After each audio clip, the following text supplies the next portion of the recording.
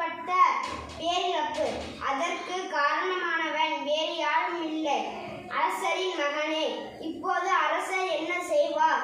மகன் என்று அவனை காப்பாற்றுவாரா, அல்லது தன் கன்றை இழந்து வாடும் அந்த பசுவுக்கு உரிய நீதியை வழங்குவாரா? வாருங்கள் தெரிந்து கொள்ள. காட்சி 1. இடம் அரசவை மண்டபம். காலம் நண்பகல். உறுப்பினர்கள் அரசர், மனுநீதி சோழர், அமைச்சர், பெருமக்கள். ராஜாதிராஜர், ராஜ கம்பீரர், மனுநீதி சோழர், வரார் வரார் வரார். வணக்கம் அண்ணா. வாருங்கள் தச்சரே. நேற்று உம்மிடம் ஒரு வேலை கொடுத்தேனே, முடித்து விட்டீர்களா? ஆம், முடித்து விட்டேன் அண்ணா. நீங்கள் நேரிலே வந்து பார்த்து விடலாம். என்ன ஏற்பாடு அண்ணா? நான் மக்களுக்கு ஒரு ஆராய்ச்சி மணியை தான் ஏற்பாடு செய்திருக்கிறேன்.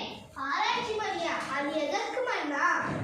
யாருக்காவது குறை வந்தால் நான் அரண்மனை வாயில் அந்த ஆராய்ச்சி மணியை கட்டியிருக்கிறேன். யாருக்கு குறை வந்தாலும் அதை அடித்தால் நானே ஓடி சென்று உங்கள் முன்னே வந்து நிற்பேன். ஆனால் நீங்கள் யாருக்கும் குறை வைப்பதில்லையே மன்னா. சிலர் தன் குறைகளை சொல்ல தயங்குவார்கள் அல்லவா? அதற்குத்தான் இந்த ஆராய்ச்சி மணி. ஆஹா, நீங்கள் தான் சிறந்த மன்னர். மன்னா மன்னா, அரசவை கலைகிறது. சில மாதங்களாக ஆராய்ச்சி மணியை ஓசையை அரசர் கேட்கவில்லை. இந்த நிலையில் ஒரு நாள் வழக்கம் போல் அமைச்சர் சுல மன்னர் அமைந்திருக்கின்றனர். அப்போது ஆராய்ச்சி மணி ஒலிக்க தொடங்கியது.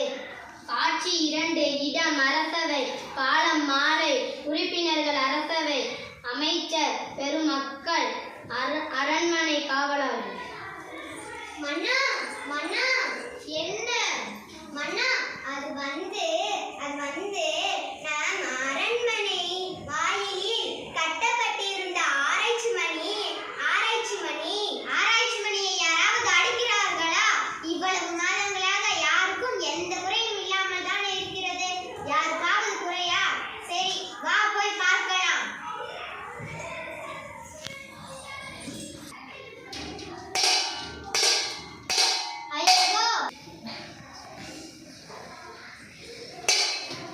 ஐயகோ, என்ன இது? ஒரு பசுவிற்கா குறை? யார் அங்கே? இந்த பசுவிற்கு என்னவென்று தெரிந்து கொண்டு வாருங்கள். உத்தரவு மன்னா.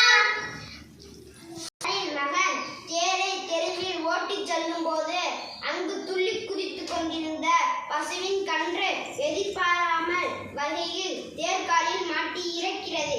தன் கன்றை காணாது தேடி வைந்த பசு அதன் இறந்த உடலை கண்டு கண்ணீர் விடுகிறது.